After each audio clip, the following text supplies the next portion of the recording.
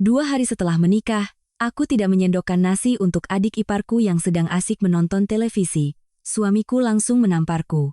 Seketika itu juga, aku menyiramkan semangkuk sup iga yang masih panas ke kepalanya, lalu berkata dengan suara dingin, "Hari ini, siapapun yang berani menyentuhku lagi, akan kujadikan rumah ini tempat kejadian perkara pembunuhan." Aku menjadi menantu di rumah ini belum genap 2 hari, tapi aku sudah paham. Ada pernikahan yang tidak perlu menunggu bertahun-tahun untuk menunjukkan wujud aslinya. Cukup dengan 1 kali makan, 1 tatapan mata, atau 1 kalimat yang tampaknya sepele, semua itu cukup untuk mengelupas lapisan janji manis yang sebelumnya hanyalah cat luar yang mengilap. Sore itu, rumah 3 lantai di sebuah jalan yang tenang di Surabaya ini masih menyisakan atmosfer pernikahan.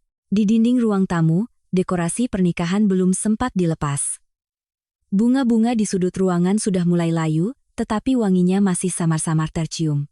Aku berdiri di dapur, tanganku memegang panci sayur sop iga yang baru saja kuangkat dari kompor, keringat membasahi dahiku. Meja makan sudah siap, hanya tinggal mangkuk dan piring yang belum dibagikan. Di ruang makan, suamiku, Budi, duduk di kursi utama. Di sebelah kanannya adalah ibu mertuaku, Bu Wati, dan di sebelah kirinya adalah adiknya, Ratih, yang sedang duduk mengangkat kaki di kursi, matanya terpaku pada ponsel, dengan satu sisi earphone terpasang di telinganya.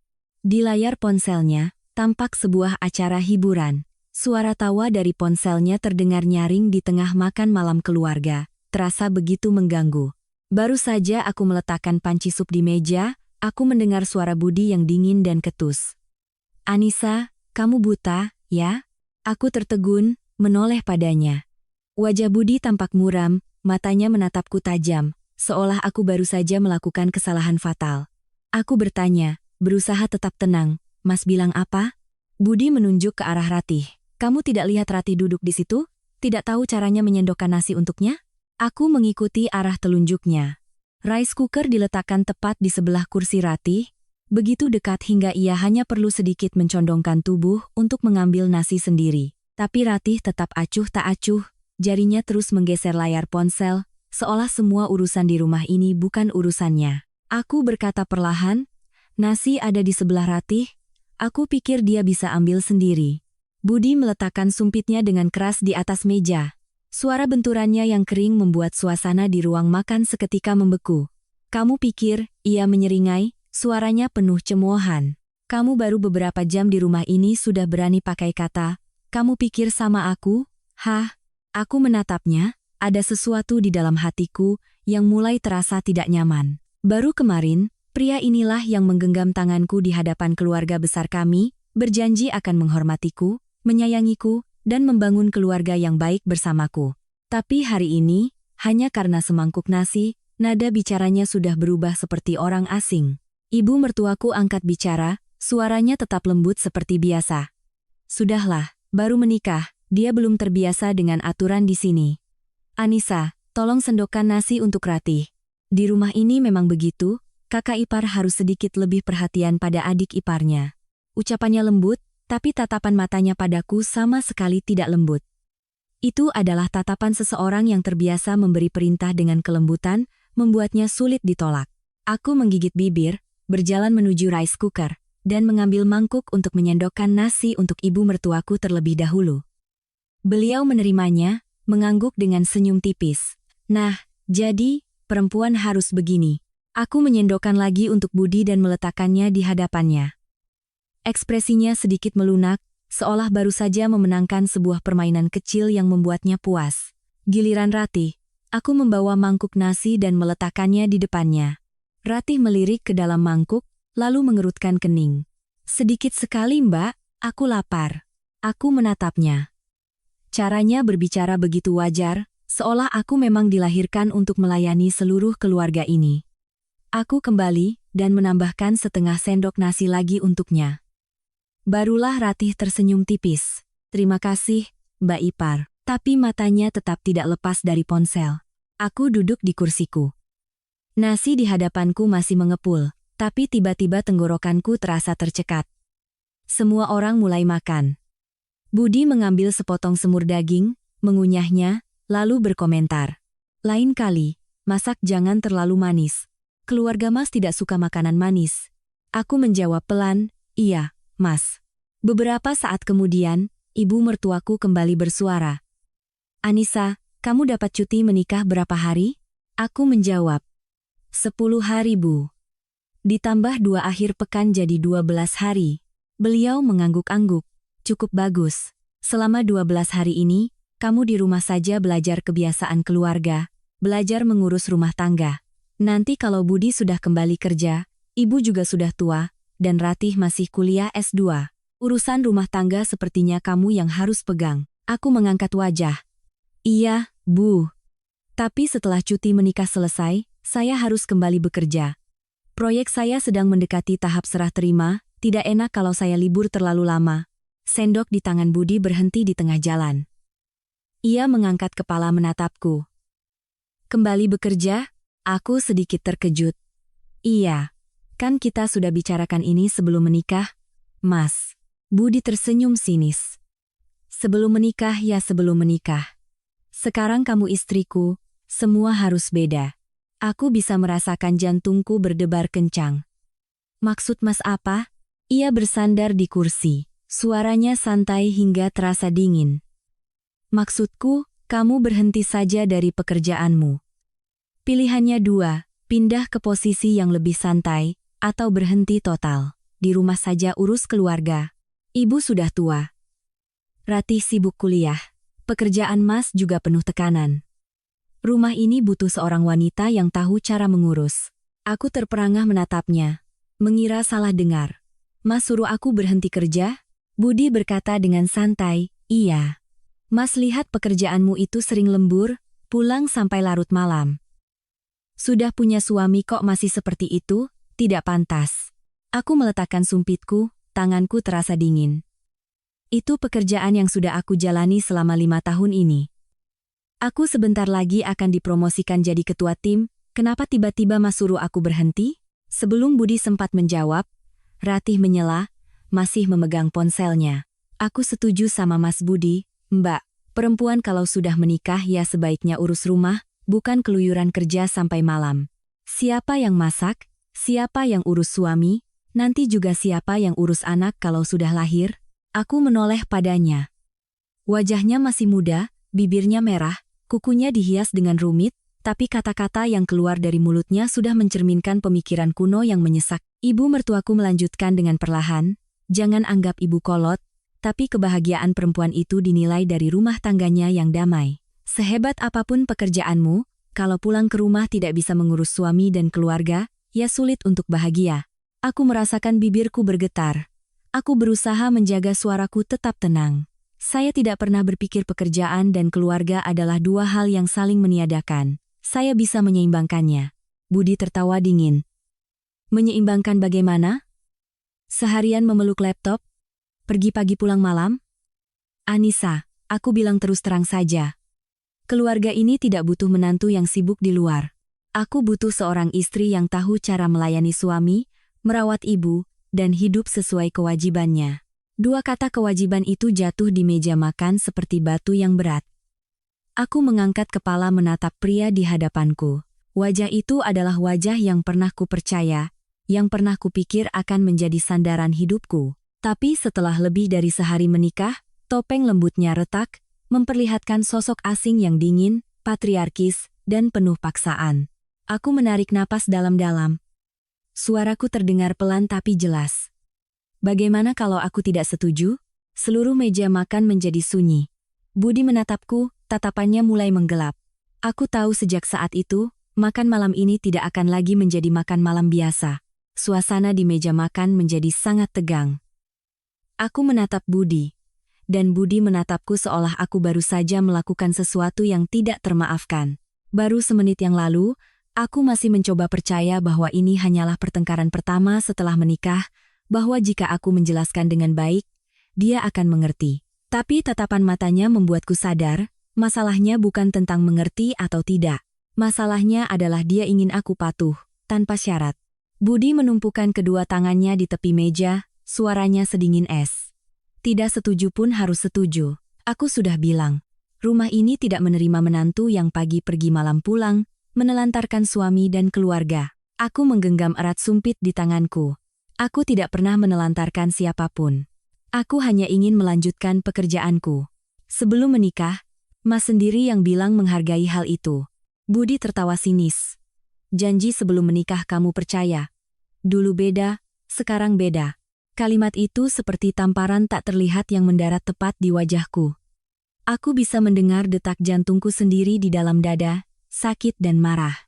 Ternyata semua buket bunga yang pernah ia antarkan ke kantorku, semua momen saat ia menungguku lembur di bawah hujan, semua janji bahwa setelah menikah aku bisa tetap mengejar mimpiku, semuanya hanyalah cara untuk membawaku masuk ke dalam pernikahan ini. Ibu mertuaku meletakkan mangkuknya. Suaranya pelan tapi setiap katanya setajam pisau tipis.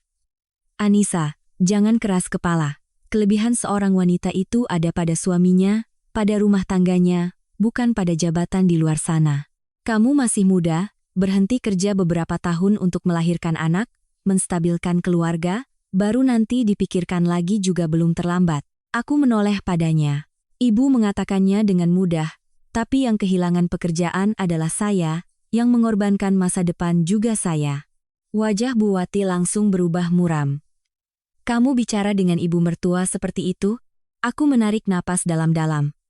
Aku tidak ingin berdebat dengannya, apalagi mengubah makan malam ini menjadi medan perang. Tapi setiap kata yang mereka ucapkan seolah mendorongku selangkah demi selangkah ke tepi jurang. Ratih menopang dagu dengan seringai. Mbak kenapa tegang sekali? Keluarga kami tidak kekurangan uang sampai Mbak harus banting tulang kerja. Kalau aku jadi Mbak, aku justru senang bukan main. Aku menoleh dan menatapnya lurus. Itu kamu, bukan aku. Ratih langsung melotot. Mas Budi, dengar tidak apa yang dia katakan. Budi berdiri dengan kasar. Kursinya terdorong ke belakang, dan membentur lantai keramik dengan suara keras. Ia berjalan mengitari meja, berhenti tepat di hadapanku. Bayangannya yang tinggi dan besar menimpaku, membuatku merasa sesak. Ia menggeram, aku katakan untuk terakhir kalinya. Setelah cuti menikah selesai, kamu ke kantor ajukan surat pengunduran diri. Aku sudah memikirkannya. Kamu di rumah urus makan minum, rawat ibu, perhatikan Ratih, setelah itu kita pikirkan soal anak. Itulah pekerjaanmu. Aku mengangkat kepala menatap lurus ke matanya.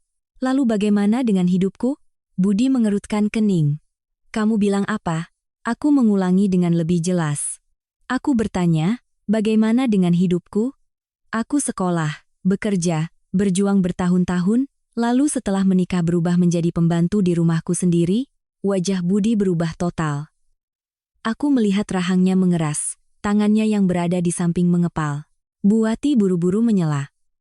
Sudah, kalian berdua diam sedikit. Anissa, kamu jangan bicara berlebihan. Mana ada menantu baru yang tidak harus belajar urusan rumah tangga? Aku tertawa sinis. Untuk pertama kalinya sejak menginjakkan kaki di rumah ini, aku tidak lagi ingin mempertahankan sikap lembutku. Menantu belajar urusan rumah tangga itu berbeda dengan dipaksa berhenti kerja dan masa depannya ditentukan sepihak, Bu. Budi membungkuk mendekat, suaranya menahan amarah. Kamu jangan dikasih hati minta jantung. Aku bicara baik-baik tidak mau dengar, jangan salahkan aku kalau aku kasar. Aku berdiri, jarak antara kami hanya sejengkal. Jantungku berdebar sangat kencang, tapi pikiranku anehnya sangat jernih. Aku tidak butuh Mas bicara baik-baik atau kasar. Aku hanya butuh Mas mengerti satu hal. Aku bukan orang yang bisa Mas atur sesuka hati. Ratih menggebrak meja. Kakak ipar macam apa ini? Baru menikah 2 hari sudah berani membantah suami dan ibu mertua. Sial sekali keluarga ini dapat kamu. Aku menoleh padanya. Sial atau beruntung, cepat atau lambat juga akan ketahuan. Begitu kalimat itu selesai, Budi tiba-tiba menunjuk ke arah rice cooker. Bagus, kamu hebat kan? Sekarang pergi sendokkan nasi lagi untuk Ratih, lalu ambilkan sup untuk semua. Aku mau lihat sampai kapan kamu bisa keras kepala. Aku mengikuti arah telunjuknya. Panci sup masih mengepul, meja makan masih utuh, tapi di mataku semuanya sudah berbeda.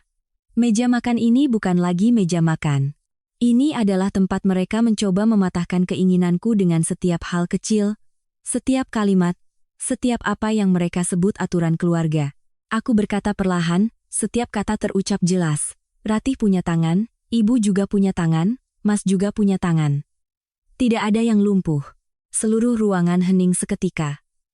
Wajah Budi memerah padam. Aku tahu aku baru saja menyentuh harga dirinya, sesuatu yang sejak tadi dipupuk oleh dukungan ibu dan adiknya. Bu Wati membuka mulut hendak mengatakan sesuatu, tapi sebelum sempat bersuara, Rati sudah berdiri dan menunjuk lurus ke wajahku. Jaga bicaramu. Aku tidak melihatnya. Aku hanya menatap Budi. Dan pada saat itu, aku melihat sesuatu yang sangat jelas di matanya. Bukan lagi kekesalan, melainkan amarah seorang penguasa yang untuk pertama kalinya dilawan. Aku mengerti, semua ini tidak akan berhenti hanya pada adu mulut. Pada saat itu juga, aku tahu bahwa sejak makan malam ini, pernikahanku telah resmi jatuh ke dalam jurang yang tidak bisa diselamatkan. Budi menatapku lekat-lekat, tatapannya seolah ingin menembus tubuhku. Aku belum pernah melihatnya menunjukkan sisi agresif seperti ini. Sikap lembut, perhatian, dan bijaksana yang pernah ku percaya kini luntur tak bersisa, meninggalkan di hadapanku seorang pria yang hanya ingin menang dengan cara apapun. Ia menggeretakkan giginya. Anissa, coba ulangi sekali lagi. Aku berdiri diam, mendengar detak jantungku dengan sangat jelas, tapi suaraku anehnya terdengar tenang. Aku bilang, tidak ada seorang pun di rumah ini yang cacat. Siapa yang mau makan? Silakan ambil nasi dan sup sendiri. Aku istrimu, bukan pembantu seluruh keluarga. Bu Wati menepuk meja pelan, suaranya meninggi. Kamu bicara apa-apaan? Hah? Baru jadi menantu sudah kurang ajar sekali. Ratih berdiri, wajahnya memerah. Mas Budi, dia merendahkan keluarga kita. Masih mau diam saja? Aku menoleh ke arah Ratih. Sejak awal makan, ia tidak pernah sekalipun memegang sendok nasi atau menuang air minumnya sendiri, tapi nada bicaranya seolah dialah yang paling terhina. Aku tersenyum tipis. Aku hanya mengatakan kebenaran. Kalian semua ingin mengubah urusan sepele mengambil semangkuk nasi menjadi ujian untuk memaksaku tunduk, kan? Budi melangkah maju. Jarak antara kami begitu dekat hingga aku bisa melihat urat-urat hijau yang menonjol di lehernya. Ia mengucapkan setiap kata dengan berat. Kamu pikir kamu hebat? Baru menikah 2 hari sudah berani naik ke kepala suami. Aku mendongak. Aku tidak naik ke kepala siapapun, aku hanya tidak mau berlutut. Kalimat itu baru saja selesai, seisi ruangan seolah meledak. Ratih menunjuk lurus ke wajahku. Ibu lihat, kan? Dia ini memang perempuan tidak tahu diri. Bu Wati pucat pasi, menoleh ke Budi. Lihat Budi. Ibu sudah bilang, anak ini keras kepala. Kalau tidak diajari dari awal, nanti dia tidak akan menganggap siapapun di rumah ini. Aku menatapnya, merasakan punggungku dingin. Aku pernah mengira ibu mertuaku adalah orang yang tenang dan bijaksana. Sekarang aku baru mengerti, kelembutannya bukan untuk menyayangi, melainkan untuk menutupi bentuk penindasan yang lebih halus. Budi berbalik ke arah panci sup di atas meja, ia menggeram. Bagus, tidak mau ambil nasi, sekarang ambilkan sup. Aku tidak bergerak. Ia menunjuk lurus ke arahku. Aku bilang, ambilkan sup untuk Ratih. Aku menjawab, mau makan, ambil sendiri. Tawa sinis Ratih terdengar menusuk telinga. Mbak pikir masih jadi anak gadis di rumah orang tua, ya? Aku menoleh padanya. Tidak. Tapi aku yakin aku bukan pembantu di rumah suami. Tepat pada saat itu, Budi tiba-tiba mengangkat tangannya. Semua terjadi begitu cepat. Aku hanya sempat melihat lengannya melintas di depan mataku, lalu sebuah suara, plak, yang tajam meledak di dalam ruangan. Pipi kiriku terasa panas membara, tubuhku terhuyung karena pukulan yang kuat. Telingaku berdengung, mataku sempat gelap selama beberapa detik. Aku berdiri terpaku, satu tangan berpegangan pada tepi meja, pikiranku seolah baru saja disiram air dingin. Aku tidak percaya. Pria yang baru kemarin menggenggam tanganku di hadapan kedua keluarga. Hari ini, di tengah makan malam keluarga, di depan ibu dan adiknya sendiri, menamparku tanpa ragu sedikit pun. Budi masih mempertahankan posisinya, dadanya naik turun. Aku katakan sekali lagi, ambilkan sup. Aku perlahan menoleh menatapnya. Separuh wajahku panas, sakit hingga mati rasa. Tapi yang lebih sakit adalah perasaan di dalam hatiku. Sesuatu baru saja patah. Tidak ada lagi keraguan, tidak ada lagi penyesalan, tidak ada lagi keinginan untuk membohongi diri sendiri. Pria ini tidak mencintaiku. Keluarga ini tidak menerimaku. Yang mereka inginkan hanyalah seorang menantu yang patuh, yang mau melayani, dan diam saat ditindas. Buati berpura-pura kaget. Ya ampun, Budi, kenapa kamu pukul istrimu di depan kami semua? Tapi ia hanya bicara, sama sekali tidak mendekat untuk menolongku. Ratih berbeda. Ia membelalakan mata menatapku, lalu menatap kakaknya, kemudian bibirnya menyeringai penuh kepuasan. Ia berbisik, tapi aku masih bisa mendengarnya dengan jelas. Rasain. Aku melepaskan peganganku dari tepi meja, perlahan berdiri tegak. Aku tidak menangis. Aneh sekali. Saat itu aku tidak bisa menangis. Mungkin ketika seseorang disakiti hingga begitu nyata, air mata tidak lagi diperlukan. Aku mengangkat tangan menyentuh pipiku. 5 bekas jari tercetak jelas, terasa panas di kulitku. Aku bertanya, suaraku sangat pelan. Mas benar-benar memukulku? Budi menatapku, masih tanpa rasa bersalah. Biar kamu sadar. Di rumah ini, kamu harus tahu siapa yang punya suara. Aku mengangguk. Iya, aku sadar sekarang. Aku berbalik, berjalan menuju dapur. Di belakangku, suara Ratih masih terdengar penuh cemoohan. Tahu diri dari awal kan tidak perlu begini. Aku tidak menjawab. Aku berjalan lurus ke dapur, berdiri di depan panci sup iga yang masih mengepul. Uap panasnya membuat mataku perih. Aku menatap permukaan kuah yang beriak, lalu menatap pantulan wajahku di kaca jendela. Pipi kiriku sudah memerah. Pada saat itu, aku bukan lagi pengantin baru. Aku hanyalah seorang wanita yang baru saja dibangunkan dari mimpi yang salah. Sebelum melanjutkan, mohon dukungannya dengan menekan tombol suka dan berlangganan. Semoga para pembaca sekalian selalu diberikan kesehatan dan kedamaian. Aku berdiri di dapur, kedua tanganku menekan meja granit yang dingin. Di ruang makan, suara piring dan sendok beradu pelan, suara kursi digeser, dan tawa sinis Ratih, semuanya terdengar seperti jarum-jarum kecil yang menusuk kepalaku. Pipi kiriku masih terasa panas membara, sakitnya terasa setiap kali aku berkedip. Tapi yang membuatku merinding bukanlah rasa sakit itu, melainkan perasaan saat melihat wajah asli seluruh keluarga ini. Aku membungkuk, mengambil sesendok kuah sup ke dalam mangkuk. Kuahnya masih panas, uapnya mengepul. Aku menatap permukaan kuah yang beriak, dan tiba-tiba melihat pantulan wajahku yang kabur di sana. Wajah itu tidak lagi sama seperti gadis yang kemarin mengenakan gaun pengantin, yang percaya bahwa ia akan melangkah ke sebuah rumah yang hangat. Sebuah suara terdengar di belakangku. Cepat ambilnya. Berdiri di situ buat apa? Itu Budi. Aku tidak menoleh, hanya mendengarkan suaranya. Mendengar nada perintah yang seolah-olah tamparan tadi adalah hal yang wajar. Aku bertanya dengan suara rendah.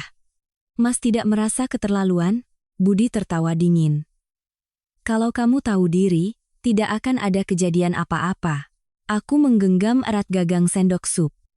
Aku tiba-tiba mengerti, bagi orang seperti dia, benar atau salah tidak lagi penting. Yang ia butuhkan hanyalah kepatuhan. Bu Wati mendekat ke pintu dapur, suaranya dibuat seolah sedang menengahi. Sudahlah kalian berdua, semua bisa dibicarakan pelan-pelan. Anissa, kamu juga terlalu keras kepala. Suamimu itu emosian, kalau kamu mengalah sedikit saja, tidak akan sampai begini. Aku menoleh menatapnya. Ibu bilang saya harus mengalah. Hari ini mengalah karena satu kalimat, besok mengalah karena satu tamparan, lusa mengalah seumur hidup, begitu Bu? Bu Wati terdiam, mungkin tidak menyangka aku berani menjawab setegas itu. Dari luar, suara Ratih yang nyaring terdengar. Mbak seolah-olah jadi korban. Siapa juga yang tiba-tiba memukul Mbak? Mbak kurang ajar, ya pantas diajari. Aku tertawa. Tawa yang kecil, tapi cukup membuat mereka bertiga tertegun. Aku berbalik menatap mereka satu persatu. Ternyata di rumah ini, memukul istri disebut mengajari, ya? Wajah Budi menjadi muram. Jaga bicaramu. Aku membawa mangkuk sup itu, berjalan perlahan ke ruang makan. Mereka bertiga mengikutiku dengan pandangan mata. Setiap langkahku terasa pelan dan mantap.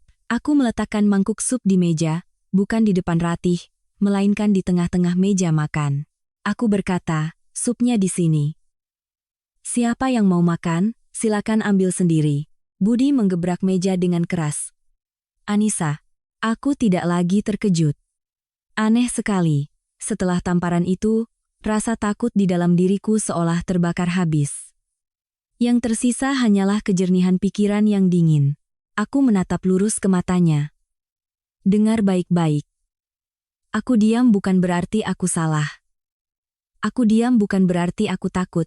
Tamparan tadi adalah yang pertama, dan juga yang terakhir kalinya kamu boleh menyentuhku dengan cara seperti itu. Ratih berdiri. Berani sekali kamu bicara begitu. Aku menoleh padanya. Dan kamu, mulai sekarang jangan panggil aku dengan nada memerintah seperti itu lagi. Aku tidak punya kewajiban untuk melayanimu. Bu Wati, melihat situasi di luar kendali, mengubah nada bicaranya menjadi lebih manis. Anissa, jangan emosi. Ibu tahu kamu tersinggung, tapi kamu kan baru di sini. Kalau ada yang belum terbiasa ya diperbaiki pelan-pelan. Rumah tangga mana yang tidak ada gesekan? Aku menatapnya, hatiku terasa dingin. Jika tidak menyaksikan sendiri, mungkin aku masih akan tertipu oleh sikap lembutnya lebih lama lagi. Aku menjawab, gesekan itu jika kedua belah pihak salah. Sedangkan ini, kalian yang ingin memaksa saya untuk tunduk. Budi mendekat, sepertinya hendak menghalangiku, tapi kali ini aku mundur selangkah lebih dulu, menjaga jarak, mataku tidak lepas darinya. Aku mengucapkan setiap kata dengan jelas. Jangan dekati aku. Mungkin nada bicaraku yang membuat ia berhenti. Bukan karena ia merasa bersalah, tapi karena ia sadar aku bukan lagi gadis yang baru saja datang ke rumahnya kemarin. Aku menarik kursi, duduk di tepi meja, dan mengeluarkan ponsel dari saku. Layarnya menyala di telapak tanganku. Budi mengerutkan kening. Kamu mau apa? Aku membuka kamera depan, melihat dengan jelas 5 bekas jari di pipiku. Kulitku memerah dan sedikit bengkak. Aku mengambil satu foto, lalu satu lagi. Ratih membelalakan mata. Kamu foto apa itu? Aku tidak mengangkat kepala. Mengambil bukti. Seluruh ruangan hening. Aku mengangkat kepala menatap Budi. Ingat baik-baik wajahku saat ini. Karena mulai sekarang, semua yang kamu katakan, semua yang kamu lakukan padaku, tidak akan aku biarkan berlalu begitu saja. Ekspresi Budi berubah. Bu Wati juga tidak bisa lagi mempertahankan ketenangannya. Aku tahu, untuk pertama kalinya mereka mulai mengerti bahwa aku bukan lagi orang yang bisa diancam untuk diam. Dan aku, pada saat itu juga, mengerti satu hal dengan jelas. Pertarungan ini baru saja dimulai. Setelah selesai mengambil beberapa foto, aku mematikan layar ponsel dan meletakkannya di meja. Ruangan itu sunyi senyap. Budi berdiri di hadapanku, ekspresinya terus berubah. Dari marah, menjadi kaget, lalu kembali muram seolah baru saja disiram air dingin. Mungkin ia tidak menyangka aku akan bertindak sejauh ini. Ia terbiasa memberi perintah dan orang lain menurut, terbiasa marah lalu seluruh keluarga menenangkannya. Jadi ketika melihatku dengan tenang menyimpan bukti tamparannya, ia mulai kehilangan kendali. Bu Wati yang pertama angkat bicara, suaranya masih berusaha dibuat lembut tapi sudah terdengar tegang. Anissa, kamu melakukan itu maksudnya apa? Masalah rumah tangga itu diselesaikan di dalam, kenapa harus difoto-foto segala? Aku menatapnya. Justru karena ini masalah di dalam rumah, saya harus menyimpannya. Supaya nanti tidak ada yang bilang saya mengarang cerita. Tidak ada yang bilang saya kurang ajar lalu jatuh sendiri. Ratih mencibir. Mbak lebay. Cuma satu tamparan saja pakai acara foto-foto, seolah-olah dipukuli habis-habisan. Aku menoleh padanya. Satu tamparan sudah cukup untuk membuatku sadar di mana posisiku sekarang. Budi menarik napas dalam-dalam, tertawa sinis. Bagus, kamu suka memperbesar masalah, kan? Aku menjawab, bukan aku yang memperbesar masalah. Yang mengangkat tangan duluan itu Mas. Ia menyipitkan mata. Jadi kamu mau apa? Aku duduk tegak. Menatapnya tanpa berkedip. Aku mau Mas minta maaf. Ratih tertawa terbahak-bahak seolah baru mendengar lelucon paling lucu sedunia. Mbak mimpi, ya? Bu Wati juga mengerutkan kening. Anissa, jangan keterlaluan. Budi tadi emosi sesaat. Kamu juga membantah terus, makanya dia tidak bisa menahan diri. Suami istri baru menikah, masalah kecil jangan dibesar-besarkan. Aku menjawab setiap kata dengan sangat jelas. Saya tidak membesarkan apapun. Justru kalian yang berusaha mengecilkan masalah yang sama sekali tidak kecil. Budi menarik kursi dan duduk, tapi bukan karena sudah tenang. Ia duduk seolah ingin mengambil kembali posisinya, kedua tangan dilipat di dada, suaranya lebih dingin dari sebelumnya. Mau aku minta maaf juga boleh. Aku sedikit tertegun, bukan karena percaya, tapi karena merasa aneh. Benar saja, ia melanjutkan. Tapi pertama-tama, kamu harus mengaku salah. Minta maaf pada ibuku, minta maaf pada Ratih, karena sikapmu yang kurang ajar. Lalu berjanji mulai sekarang tidak akan membantah suami di depan keluarga lagi. Aku menatapnya, tiba-tiba merasa lucu hingga menyakitkan. Aku bertanya, jadi, setelah Mas memukulku, yang harus minta maaf duluan tetap aku? Budi menjawab dengan santai. Kalau kamu tidak membuatku marah, tidak akan ada kejadian itu. Sekarang aku benar-benar paham. Bukan dia tidak tahu kalau dia salah, tapi dia tahu dan tetap ingin memutarbalikkan fakta menjadi kesalahanku. Aku mengambil ponselku, membuka fitur rekam suara yang entah sejak kapan sudah kunyalakan. Mungkin sejak pipiku terasa panas, insting untuk melindungi diri secara otomatis bangkit. Aku menekan simpan, mengubah nama file menjadi makan malam hari kedua. Sambil melakukannya, aku berkata, Mas bicara lagi saja, aku mendengarkan dengan sangat jelas. Bu Wati langsung berubah pucat. Kamu merekam? Aku mengangkat kepala. Iya Bu. Ratih pucat pasi. Mbak gila, ya? Aku tidak melihatnya. Tidak. Aku hanya sedang belajar melindungi diriku sendiri. Budi berdiri, hapus sekarang juga. Aku ikut berdiri. Kali ini aku tidak mundur. Jangan pernah memerintahku lagi. Mata kami bertemu. Aku melihat di matanya bukan hanya kemarahan, tapi juga keterkejutan seseorang yang baru sadar mangsanya tidak lagi jinak. Bu Wati berjalan cepat ke arahku, hendak memegang tanganku. Tapi aku mengelak. Ia tertegun, lalu merendahkan suaranya. Anissa, sudah cukup. Ibu bicara jujur. Kamu melakukan ini hanya akan merugikan dirimu sendiri. Pernikahan baru, kalau sampai tetangga dan keluarga tahu, siapa yang malu? Aku menjawab. Kalau ibu takut malu, seharusnya ibu menghentikan anak ibu sebelum ia bertindak. Bu Wati terdiam. Ratih menoleh ke Budi dengan panik. Mas Budi, dia benar-benar menyimpan semua itu. Nanti kalau dia kirim ke keluarganya bagaimana? Mendengar itu, hatiku menjadi dingin. Ternyata yang paling mereka takuti bukanlah aku terluka, melainkan reputasi mereka yang tercoreng. Aku menarik kursi, menyampirkan tas di bahu. Makan malam ini, aku tidak sanggup lagi. Budi menghalangi jalan. Kamu mau kemana? Aku menatapnya. Ke kamar. Ia menggeram. Aku belum mengizinkan. Aku tertawa, tawa singkat yang terasa asing bahkan untukku sendiri. Mau ke kamarku sendiri saja butuh izin darimu? Selesai bicara, aku melangkah ke samping.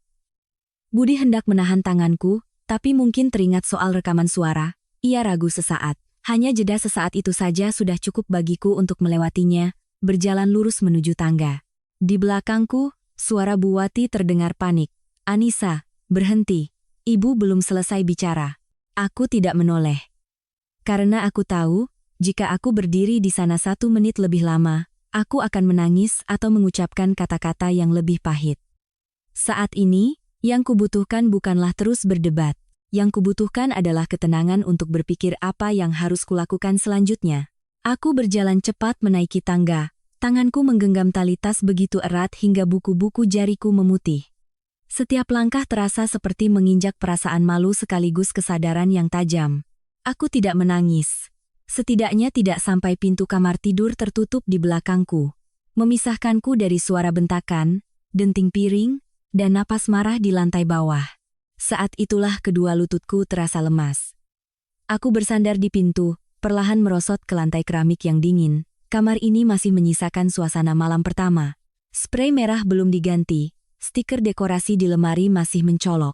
Beberapa kotak hantaran pernikahan ditumpuk di sudut, buket-buket bunga kecil di meja rias, semuanya seolah mengejekku. Baru kemarin, aku pikir ini adalah kamar yang akan memulai hidup baru. Ternyata hari ini, ia menjadi tempatku bersembunyi untuk bisa bernapas. Aku mengeluarkan ponsel, membuka kembali kamera depan. Separuh pipi kiriku lebih bengkak dan merah dari sebelumnya. 5 bekas jari tercetak jelas. Sebuah pengingat kejam bahwa semua yang baru saja kualami adalah nyata. Aku mengambil beberapa foto lagi, dari sudut berbeda, dengan cahaya lebih terang, lalu menyimpannya di folder khusus. Setelah itu, aku membuka kembali file rekaman, mendengarkannya sekilas. Suara Budi, suara Buwati, suara Ratih, setiap kata terdengar jelas. Aku mengirim semuanya ke akun penyimpanan cloud, lalu mengirim salinannya ke Dewi, sahabat terbaikku. Pesannya singkat. Kamu sibuk? Ada masalah besar. Dewi tidak langsung membalas. Aku paham, jam segini ia mungkin masih di kantor. Aku mematikan layar, menatap langit-langit, mencoba menata pikiranku. Pertama, amankan bukti. Kedua, pertahankan pekerjaan dengan cara apapun. Ketiga, jangan biarkan diriku terisolasi di dalam rumah ini. Baru saja aku berpikir sampai di situ, ponselku bergetar. Bukan Dewi, melainkan pesan dari bosku, Pak Arman. Jantungku berdebar. Pesannya singkat. Anissa, suamimu kemarin menelepon. Katanya kamu sedang mempertimbangkan untuk berhenti kerja setelah menikah. Tolong konfirmasi. Aku menatap layar lekat-lekat, hawa dingin menjalari tulang punggungku. Ternyata Budi tidak hanya bicara. Ia sudah mulai bertindak bahkan sebelum aku resmi menjadi istrinya. Ia ingin memotong jalan mundurnya, membuat keputusanku berhenti kerja menjadi sebuah fakta yang tak terhindarkan. Aku langsung menelepon Pak Arman. Begitu telepon diangkat, aku langsung berkata, Pak Arman, maaf mengganggu di hari libur. Saya tidak punya niat untuk berhenti kerja, dan saya tidak pernah memberi kuasa pada siapapun untuk membicarakan hal itu atas nama saya. Suara Pak Arman terdengar lebih serius. Saya sudah menduga ada sesuatu, makanya saya kirim pesan untuk bertanya. Kamu baik-baik saja? Aku diam sejenak. Aku tidak mau menceritakan semuanya lewat telepon, tapi juga tidak bisa menyembunyikannya sepenuhnya. Saya baik-baik saja, Pak. Hanya ada beberapa masalah pribadi. Saya hanya ingin mengonfirmasi bahwa saya akan tetap bekerja seperti biasa setelah cuti menikah. Pak Arman langsung berkata, baik, kamu tenang saja.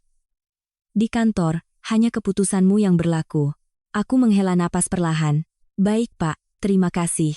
Panggilan berakhir, tapi tanganku masih terasa dingin. Jika Pak Arman tidak bertanya hari ini, mungkin aku tidak akan pernah tahu sejauh mana Budi telah merencanakan semuanya. Semakin kupikirkan, semakin sesak tenggorokanku. Pria itu tidak hanya ingin mengendalikan hidupku, ia juga ingin melucuti semua hal yang bisa membuatku berdiri sendiri. Tiba-tiba terdengar ketukan di pintu. Anissa, buka pintu. Suara Budi. Aku diam saja. Ia mengetuk lebih keras. Aku bilang buka pintu. Aku tetap tidak menjawab. Beberapa saat kemudian, suara Buwati terdengar, lebih lembut tapi tak kalah memaksa. Anissa, buka pintunya, ibu mau bicara. Suami istri kalau ada masalah diselesaikan baik-baik. Jangan dibuat tegang. Aku menatap pintu, tenggorokanku kering. Aku tahu jika aku membuka pintu sekarang, mereka tidak akan memberiku waktu untuk berpikir lagi. Mereka akan memaksaku bicara, memaksaku mengaku salah, memaksaku mengalah. Dan sekali aku mundur kali ini, aku akan terus mundur selamanya. Aku berdiri, mendekati pintu tapi tidak membukanya. Aku berkata cukup keras agar terdengar dari luar. Saya sedang tidak ingin bicara. Nanti kalau perlu, saya yang akan bicara. Di luar hening sejenak, lalu Budi menggeram. Kamu jangan macam-macam. Aku memejamkan mata. Tanganku memegang gagang pintu, tapi suaraku terdengar anehnya tenang. Kalau Mas masih menggedor pintu, aku akan rekam lagi. Keheningan di luar berlangsung beberapa detik, lalu terdengar langkah kaki Budi menjauh. Tidak lama kemudian, aku mendengar Buwati menariknya pergi. Suara Ratih menggerutu di bawah tangga. Kamar kembali sunyi. Aku duduk di tepi ranjang, menatap koper yang diletakkan di sudut. Separuh isinya bahkan belum sempat ku keluarkan setelah pernikahan. Untuk pertama kalinya, aku berpikir mungkin sebaiknya aku tidak membongkar semuanya. Aku duduk di tepi ranjang cukup lama, mataku menatap koper yang belum sepenuhnya kubongkar. Koper itu kubawa ke sini dengan segenap kepercayaan seorang pengantin baru. Aku pernah berpikir akan menata setiap baju ke dalam lemari, setiap barang keraknya, perlahan mengubah kamar ini menjadi rumah kami. Sekarang, koper itu lebih terlihat seperti jalan keluar yang diam-diam menungguku di sudut ruangan. Ponselku bergetar lagi. Kali ini Dewi. Begitu kuangkat, suara di seberang sana langsung memberondong. Kamu di mana? Ada apa? Aku baru lihat fotonya, mukamu kenapa? Mendengar suara sahabatku, tenggorokanku tercekat. Aku berusaha tetap tenang, aku di rumah suami. Dewi mengumpat, lalu merendahkan suaranya. Si Budi beneran mukul kamu? Aku menjawab, iya, hanya satu kata, tapi rasanya seperti menyeret semua kebenaran ke permukaan. Setelah mengatakannya, hatiku terasa berat. Karena baru pada saat itulah aku benar-benar berani mengakui pada diriku sendiri bahwa pernikahan ini telah berbelok ke arah yang sangat menakutkan. Dewi diam beberapa detik, lalu bertanya, kamu mau apa sekarang? Aku melihat ke arah pintu. Aku belum tahu persis, tapi yang pasti aku tidak akan diam saja membiarkan mereka berbuat sesuka hati.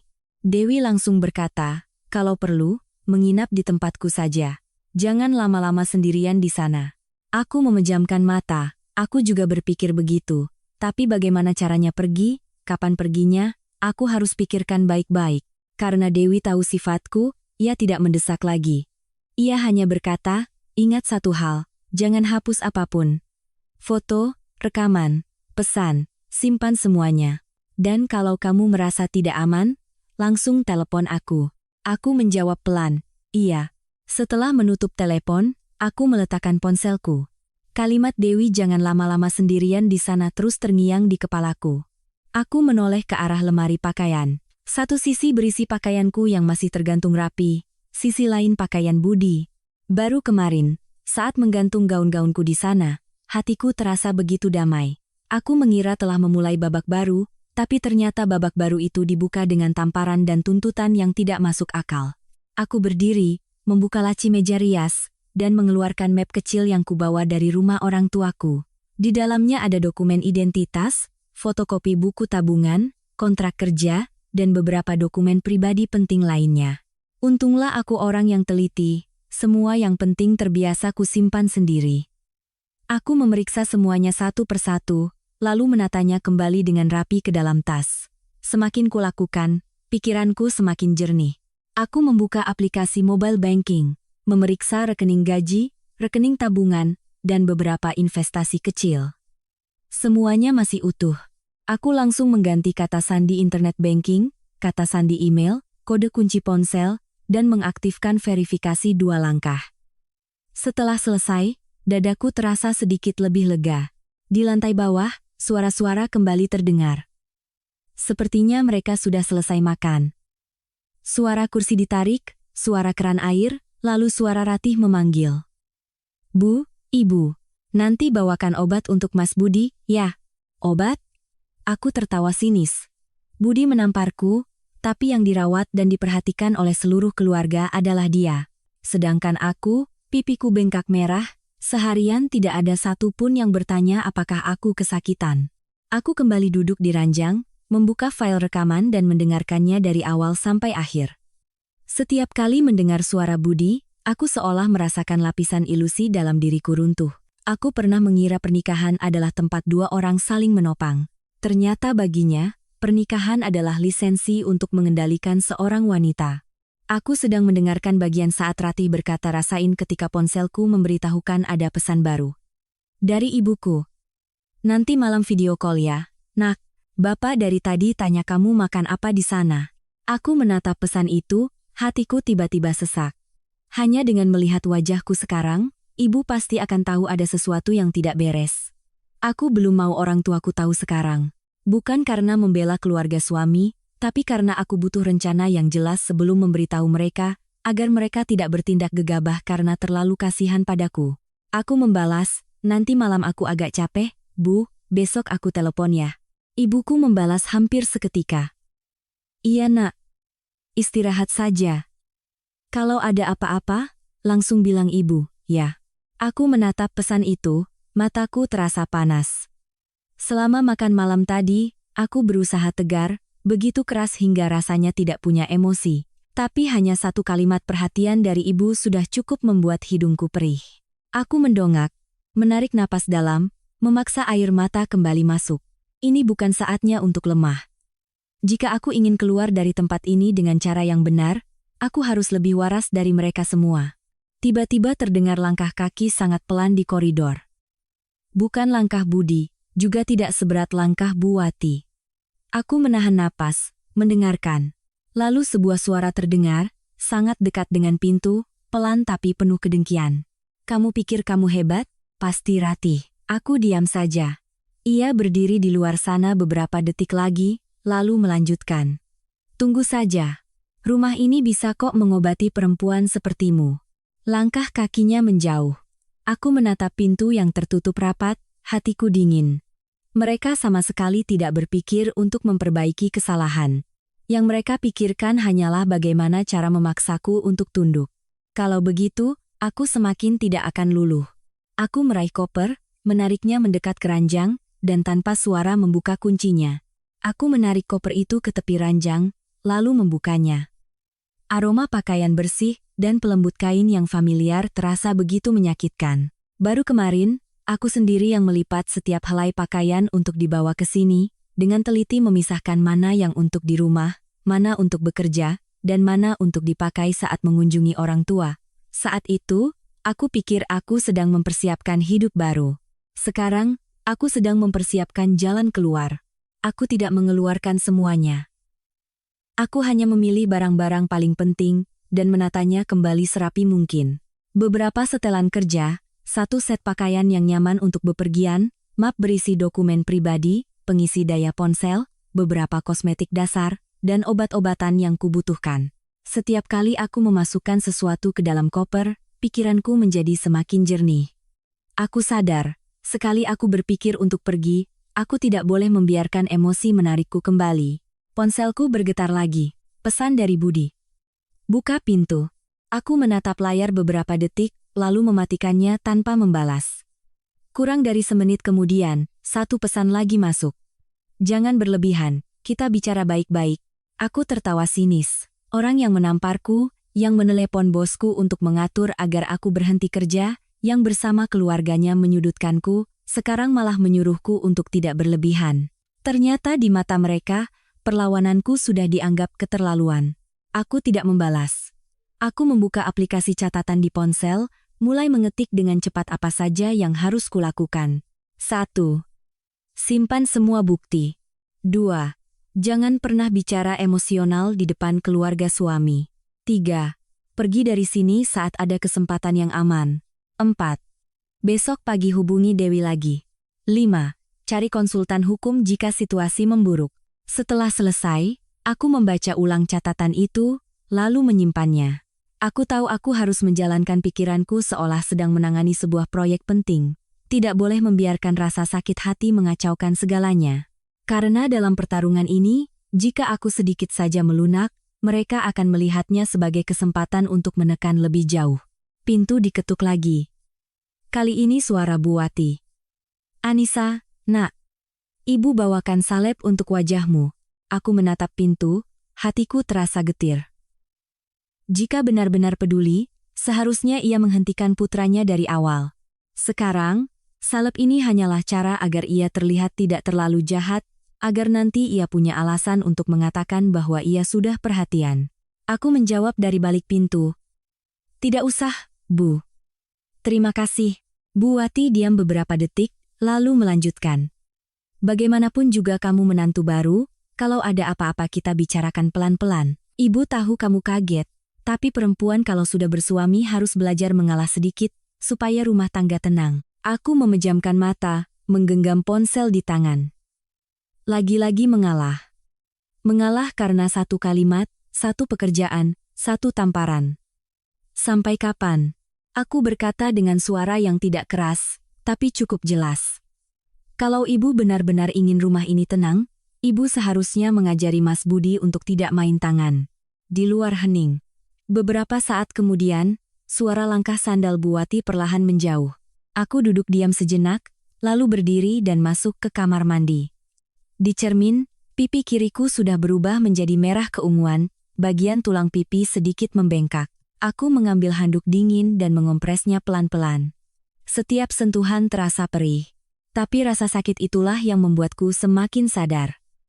Hal itu mengingatkanku bahwa apa yang terjadi hari ini tidak boleh dihapus oleh permintaan maaf setengah hati manapun. Aku kembali ke kamar. Baru saja duduk, Dewi melakukan panggilan video. Aku tidak menjawab, hanya mengirim pesan. Mukaku bengkak, kita chat saja. Ia langsung membalas. Kamu bisa pergi dari sana tidak? Aku mengetik. Bisa, tapi tidak sekarang. Dewi membalas lagi. Kapanpun kamu mau pergi, kabari aku. Aku jemput atau aku pesankan mobil online untukmu. Aku menatap pesan itu, hatiku sedikit menghangat.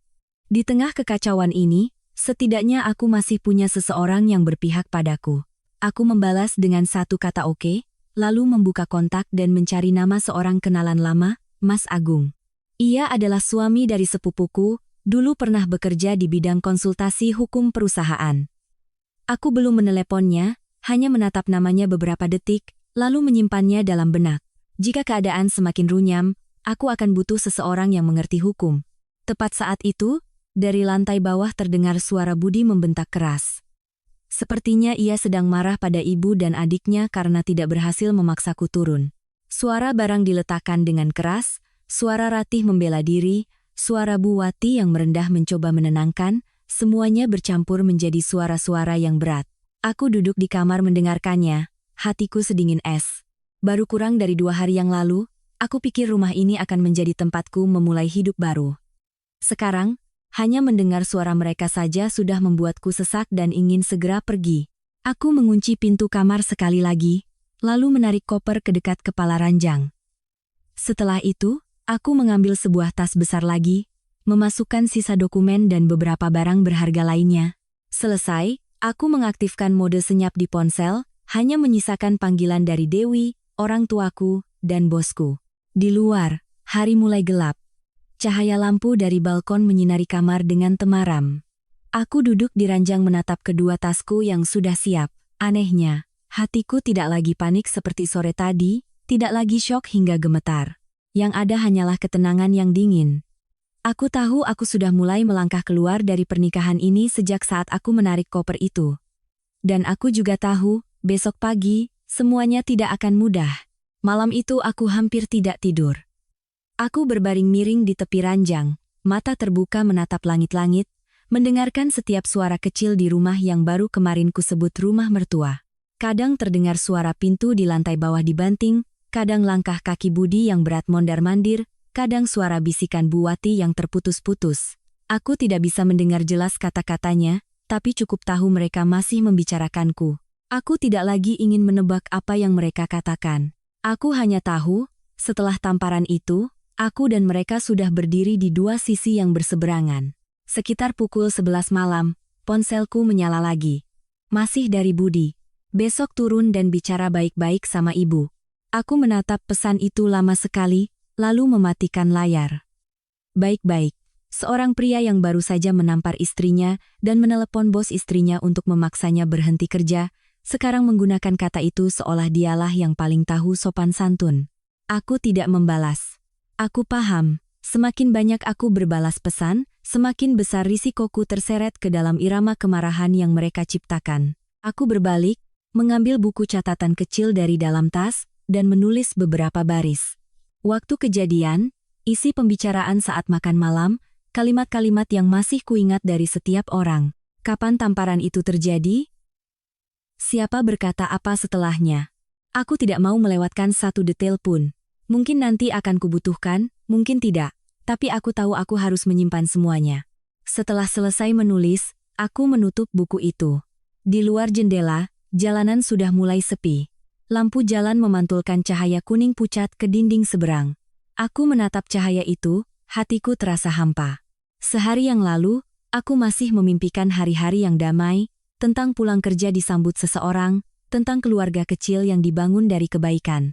Ternyata setelah kurang dari 2 hari, yang tersisa hanyalah kewaspadaan. Menjelang pagi, aku sempat terlelap sejenak. Pukul 6 lebih, ketukan di pintu kembali membangunkanku. Anissa, bangun, nak. Turun sarapan, kita bicara. Itu Bu Wati. Aku duduk, melihat jam, lalu menoleh kedua tasku yang sudah siap di samping ranjang. Hatiku tidak lagi bimbang seperti semalam. Aku tahu hari ini aku harus turun.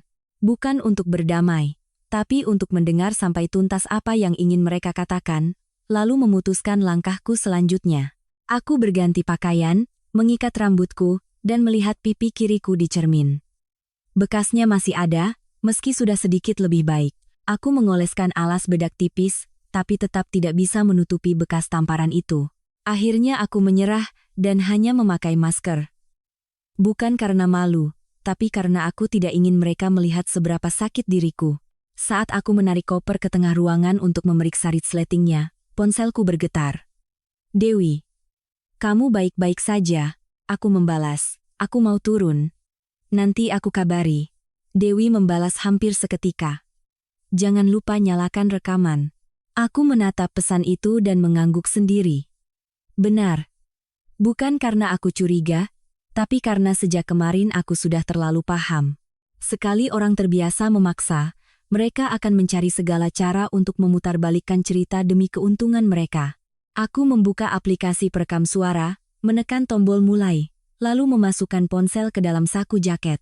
Sebelum turun, mohon dukungannya sekali lagi dengan menekan tombol suka dan berlangganan. Semoga para pembaca sekalian selalu diberikan kesehatan dan kedamaian. Aku membuka pintu. Koridor lantai 2 sepi. Dari arah dapur di bawah, tercium samar aroma bubur panas dan bawang goreng. Aku menarik koperku pelan ke dekat dinding, tidak langsung membawanya turun, lalu menuruni anak tangga satu persatu. Begitu sampai di ruang tamu, aku melihat Bu Wati sudah duduk rapi di meja makan, di hadapannya semangkuk bubur yang masih mengepul. Ratih duduk di seberangnya, menatapku dengan sinis. Sementara Budi duduk di kursi utama, wajahnya sedikit memerah di satu sisi karena luka bakar ringan kemarin, membuatnya terlihat garang sekaligus kuyu. Tidak ada yang mempersilakanku duduk. Mereka hanya menatapku seolah menunggu sejauh mana aku akan mengalah. Bu Wati membuka suara lebih dulu, nadanya pelan dan serius. Duduklah. Hari ini ibu mau bicara sekali biar jelas. Aku menarik kursi dan duduk, punggung tegak, tangan di atas paha. Iya Bu, silakan. Beliau menatapku dari atas ke bawah, pandangannya berhenti sejenak di maskerku, lalu berkata, soal kejadian kemarin, ibu tidak membela siapa-siapa. Tapi jadi menantu itu harus tahu sopan santun.